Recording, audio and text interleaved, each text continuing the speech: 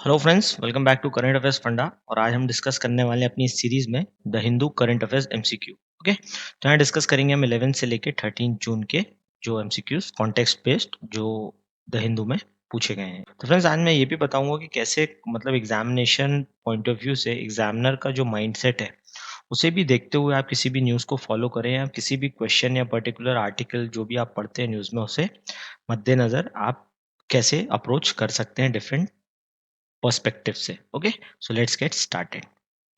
सबसे पहले first question, which of the following personality recently said, ठीक है, economic path is still uncertain. तो ये किसने कहा है? ये कहा है बेसिकली चीफ इकोनॉमिक एडवाइजर ने। ये कहा है किसने? चीफ इकोनॉमिक एडवाइजर ने।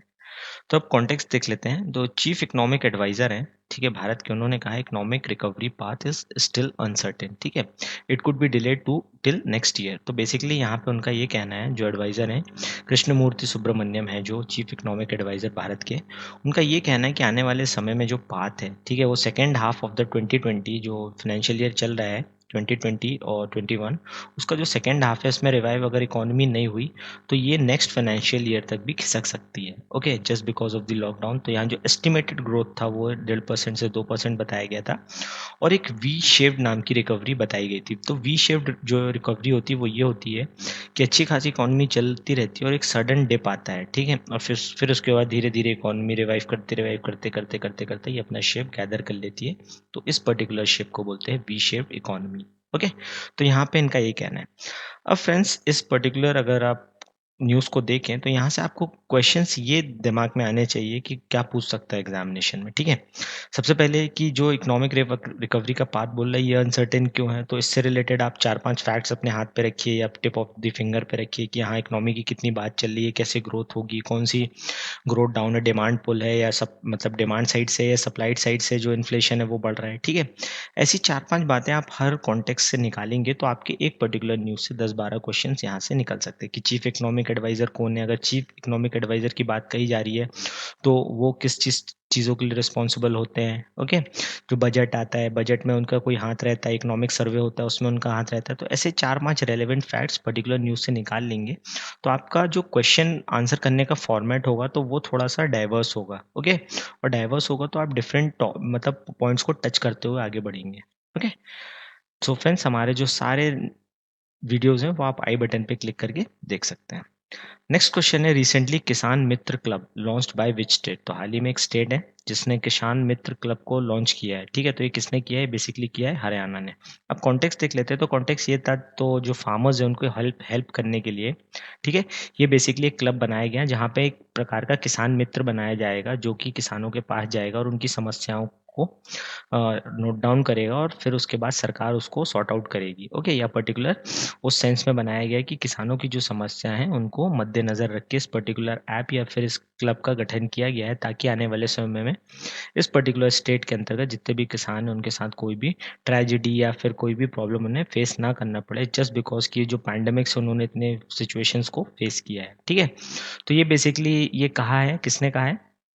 इस हरियाणा की सरकार ने कहा है। बट उनकी जो अपोजिशन पार्टी है वो ये कह रहे हैं, rather than coining different different phrases, नए नए मतलब जो जुमलेबाजी करने से अच्छा ये है कि आप किसानों की मदद करें, ठीक है। मदद कैसे कर सकते हैं आप? उनके जो एमएसपी प्राइजेस होते हैं वो उनको इनपुट कॉस्ट दे के, इलेक्ट्रिसिटी के बिल माफ़ करके, डिफरेंट डिफरेंट जो सब्सिडीज है वो प्रोवाइड करके आप किसानों को मतलब रियायत पहुंचा सकते हैं, रादर देन ये किसान मित्र बना के, ऐसा कोई क्लब बना के जो आज जाके सिर्फ उनकी समस्याएं सुन के आ जाएगा और उसका कोई हल नहीं होगा।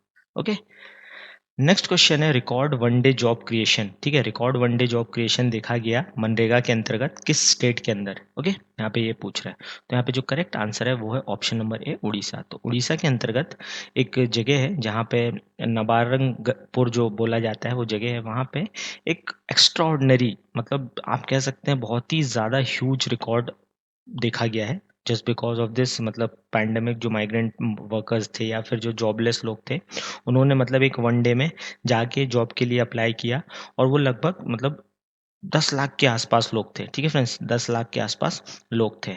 तो ये बात कही जा रही है, सॉरी 10 लाख नहीं, 1,01,060 लोग थे, ठीक है, जिन्होंने अप्लाई किया था, किसके अंतर्गत, उस पर्टिकुलर डे के अंतर्गत, कहाँ पे, उड़ीसा में। तो ये काफ़ी अच्छा नंबर है और ऐसे-ऐसे डिफरेंट डिफरेंट स्टेट्स में जो मनरेगा के फिगर्स आ रहे हैं कि लोग वहाँ पे जॉब के लिए अप्लाई कर रहे हैं, ठीक है। तो ये काफ़ी अच्छा है उनके लिए लाइवलीहुड अर्न करने के लिए और जो बैक टू उनकी एक मेन स्ट्रीम इकोनॉमी है, ताकि वो जो अर्न करेंगे तो फिर वो थोड़ा-सा मतलब अच्छा फ़ील करेंगे और आने वाले समय में वो डिपेंडेंट नहीं रहेंगे सरकार की डिफरेंट डिफरेंट योजनाओं पे। ओके।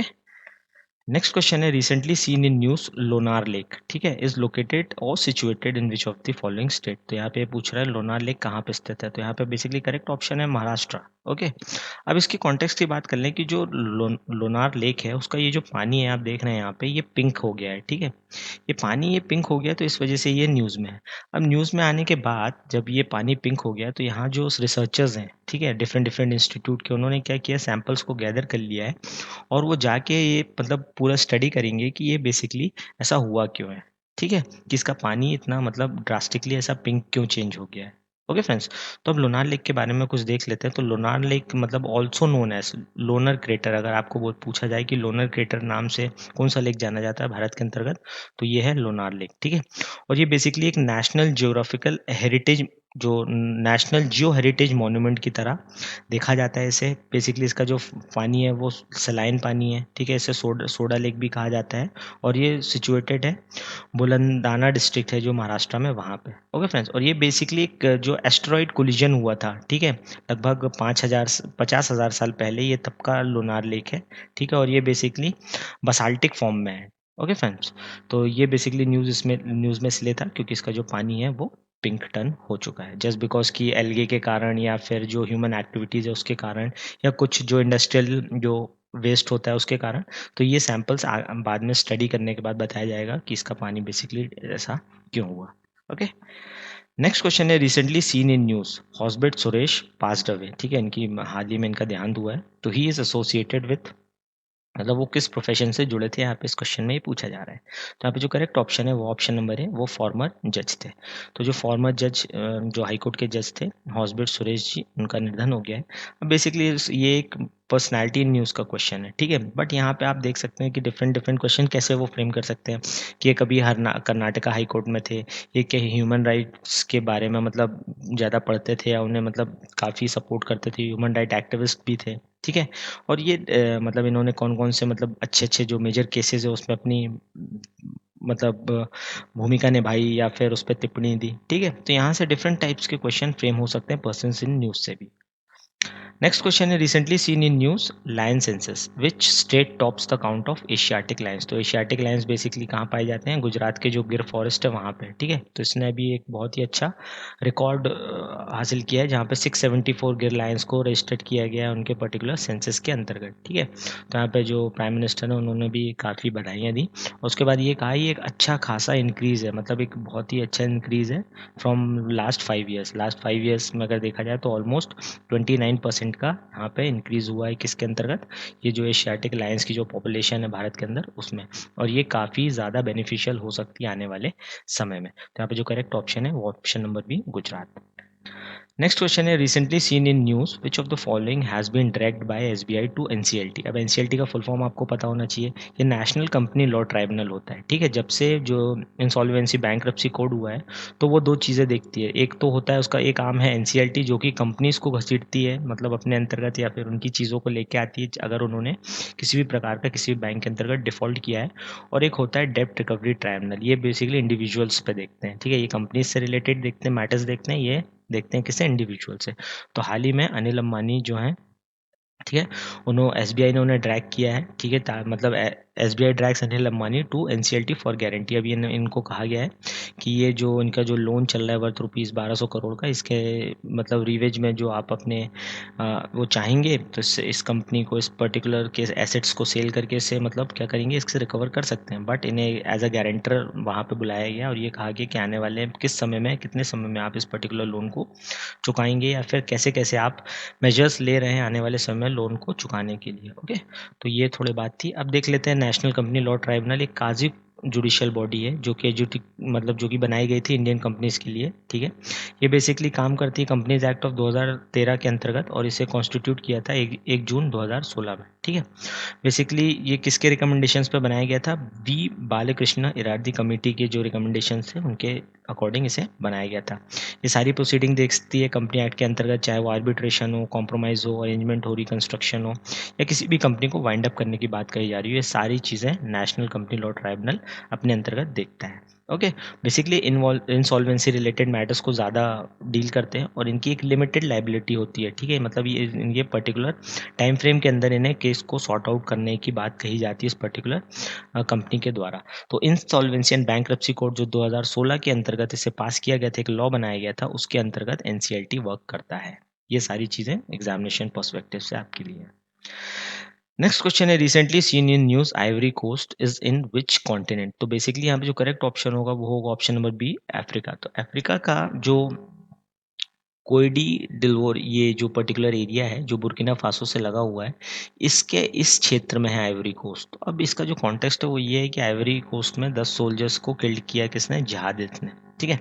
अब यहाँ पे ये तो ठीक थी बात, लेकिन आपको मैप पॉइंट ऑफ व्यू से भी चीज़ें पता होनी चाहिए। अगर किसी कंट्री की बात कही जा रही है तो वो किस कॉन्टिनेंट में है, अगर उस कॉन्टिनेंट में है तो उस कॉन्टिनेंट में भी किस जगह पे है। आजकल ये सारे क्वेश्चंस भी पूछे जाते हैं जिन्हें हम कहते हैं मैप बेस्ड क्वेश्चन। ठीक है फ्रेंड्स, तो मैप बेस्ड क्वेश्चन भी काफ़ी इंपॉर्टेंट हो जाते हैं। कभी कभी चीज़ें पता नहीं रहती कि कौन सा आउटफिट कहाँ पे एक्टिव है। ठीक है, जैसे जो मतलब टेररिस्ट ऑर्गेनाइजेशंस होते हैं वो वर्ल्ड में हर जगह है। ठीक है, बट कभी कभी ये पता नहीं होता है कि कौन सा ऑर्गेनाइजेशन किस कॉन्टिनेंट में है या किस प्लेस पे अभी एक्टिव है। ठीक है, तो उस सेंस में भी क्वेश्चन आपसे पूछ सकते हैं।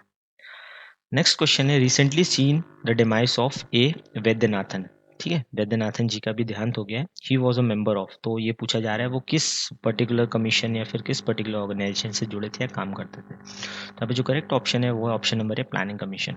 जो ए वैद्यनाथन जी हैं वो फॉर्मल प्लान मतलब पैनल मेंबर थे और उनके अभी देहांत हो गया, और ये इन्होंने 2004 में सेंट्रल टास्क फोर्स को भी हेड किया था। ओके, तो अब जो प्लानिंग कमीशन है उसके बारे में देखें हम, तो एक नॉन कॉन्स्टिट्यूशनल और नॉन स्टैट्यूटरी बॉडी थी जो कि रिस्पॉन्सिबल थी भारत में प्लान्स को बनाने के लिए और उन्हें ठीक से एग्जीक्यूट कराने के लिए। जो जैसा आज़ादी के बाद जब डिफरेंट डिफरेंट प्लान्स बनाए गए, ठीक है, और इसमें प्राइम मिनिस्टर जो होते थे वो एक्स ऑफिशियो चेयरमैन होते थे इस पर्टिकुलर कमीशन के, जिसे कहा जाता है प्लानिंग कमीशन। ठीक है, तो इसके बाद क्या हुआ, ये प्लान्स काफ़ी, कुछ प्लान सक्सेसफुल भी थे, कुछ प्लान्स उतने सक्सेसफुल नहीं हुए, बट 2015 में इस पर्टिकुलर पूरे कमीशन को क्या किया गया, इसे ठंडे बस्ते में डाल दिया गया या इसे बंद कर दिया गया, और इसका जो रिप्लेसमेंट था उसे बनाया गया नीति आयोग। ओके, आपसे पूछा जा सकता है कि प्लानिंग कमीशन का जो सब्स्टिट्यूट है या फिर उसे बंद करके किस पर्टिकुलर कमीशन को या आयोग को लाया गया, तो यहाँ पे करेक्ट ऑप्शन होगा आपका नीति आयोग। ठीक है, तो ये इनसे रिलेटेड पर्टिकुलर क्वेश्चन है, ये पर्सन इन न्यूज़ से रिलेटेड क्वेश्चन है, बट आपको यहाँ ये देखना है कि अगर ये पर्सन इन न्यूज़ से रिलेटेड क्वेश्चन है तो इससे और क्या क्वेश्चन बन सकते हैं। क्वेश्चन बनेंगे प्लानिंग कमीशन से बनेंगे, या फिर ये किस किस पर्टिकुलर मतलब ऑर्गेनाइजेशन के लिए काम करते थे, तो उस पर्टिकुलर ऑर्गेनाइजेशन के बारे में आपको देखना है। अगर कोई पर्टिकुलर पर्सन किसी ऑर्गेनाइजेशन से जुड़ा है तो आपको वो तो ठीक है, आपने उसके बारे में पता कर लिया कि वो यहाँ थे वहाँ थे, उन्होंने ये सब किया वो सब किया, डिफरेंट डिफरेंट कंट्रीज़ में सर्व किया। ठीक है, but at the end of the day आपको ये भी पता होना चाहिए कि वो पर्टिकुलर ऑर्गेनाइजेशन किस पर्टिकुलर सेंस में भारत के लिए उपयोगी है या काम करती है, और उसके डिफरेंट डिफरेंट क्वेश्चन कैसे पूछे जा सकते हैं। नेक्स्ट क्वेश्चन है, विच of the following IIT tops government ranking for 1920? तो 1920 के लिए आईआईटी मद्रास ने टॉप किया है गवर्नमेंट रैंकिंग को। Okay, basically different others top institutions भी हैं, चाहे आप देख लीजिए मेडिकल फील्ड में हो या प्राइवेट फॉर्म, प्राइवेट जो यूनिवर्सिटीज़ वो भी है, बट यहाँ पे अगर आईआईटीज़ की बात करें तो आईआईटी मद्रास ने यहाँ पे टॉप किया है। नेक्स्ट क्वेश्चन है, recently food inflation raise to record high to how much percent? तो यहाँ पे जो करेक्ट ऑप्शन है वो ऑप्शन नंबर बी 9.28% का रिकॉर्ड हाई हो गया है क्या, food inflation. Basically food inflation कैसे देखा जाता है, ये रोज़मर्रा की चीज़ें होती हैं जो कि मतलब महंगी होती है और सस्ती होती हैं, इस प्रकार से इसको नापा जाता है। अब कैसे देखें, इन्फ्लेशन बेसिकली होता है क्या है कि जनरल प्राइस हाइक, ठीक है, या फिर आप कह सकते हैं जो परचेजिंग पावर होता है वो क्या हो जाता है, आदमी का कम हो जाता है। अगर मान लीजिए पहले 100 रुपये में आप 10 चीज़ लेते थे, तो अगर इन्फ्लेशन है तो उसी 100 रुपये से आप हो सकता है आठ चीज़ें खरीद पाएँ, या उसी 100 रुपये से आप हो सकता है 5 चीज़ें खरीद पाएँ। ठीक है, तो इन्फ्लेशन का मतलब ये होता है कि जो जनरल प्राइस हाइक हो गया है किसी भी पर्टिकुलर चीज़ का, ठीक है, कमोडिटी का, जो रोज़मर्रा की चीज़ें हो, चाहे सब्जी हो, भाजी हो, ठीक है, या फिर फ्रूट्स हो, ठीक है, तो इन चीज़ों को यहाँ पे नापा जाता है या फिर तौला जाता है। तो ये बोला जा रहा है जो फूड इन्फ्लेशन है वो काफ़ी ज़्यादा बढ़ गया है और वो 9.28% हो गया है। ओके। अब अगर WPI की बात करें, दो प्रकार के इंडेक्स होते हैं। एक WPI होता है होलसेल प्राइस इंडेक्स, और एक होता है CPI होता है जिसे बोला जाता है कंज्यूमर प्राइस इंडेक्स। ठीक है, तो जो WPI होता है वो जो लार्ज स्टॉक्स होते हैं, लार्ज सेल मतलब जो बल्क में होता है उसको नापा जाता है। और CPI के अंतर्गत क्या होता है, छोटी छोटी कमोडिटीज़ या जो रिटेल या डायरेक्ट कंज्यूमर्स लेते हैं, परचेज करते हैं जाके 100 रुपीज़ 200 रुपीज़ की चीज़ों को परचेज करते हैं, उसे यहाँ पे नापा जाता है। ठीक है, तो जो फूड इन्फ्लेशन होता है वो CPI के अंतर्गत आता है, और ये अभी बहुत ज़्यादा आगे बढ़ चुका है, यानी आने वाले समय में ये और बढ़ सकता है just because of this pandemic. तो यहाँ पे जो सप्लाई चेन है, ठीक है, वो हैम्पर गई, तो उसकी वजह से क्या होता है, लोग स्टोर करके रखते हैं और उसकी जो प्राइस होता है, प्राइस लेवल इंक्रीज हो जाता है। ठीक है फ्रेंड्स, सो फ्रेंड्स ये थे हमारे क्वेश्चंस रिगार्डिंग डिफरेंट डिफरेंट जो न्यूज़ कवर हुई हैं 11 टू 13। तो प्लीज़ आप अपने फीडबैक्स दीजिए। फीडबैक्स से क्या होगा, हम आने वाले समय में काफ़ी अच्छे जो लेक्चर्स हैं वो लेके आएंगे, और आप अपने सजेशंस भी लिखिए कि आप और क्या डिमांड चाहते हैं, क्या चीज़ें इंक्लूड करी जाए, और आपको क्या मतलब पसंद आ रहा है या नहीं आ रहा है। Okay, so bye bye, take care, till we meet in a next video. तब तक के लिए हमारे चैनल पे एक पॉलिटी सीरीज़ चल रही है जो कि एग्जामिनेशन पॉइंट ऑफ व्यू से डिज़ाइन की गई है, आप इसे भी फॉलो कर सकते हैं।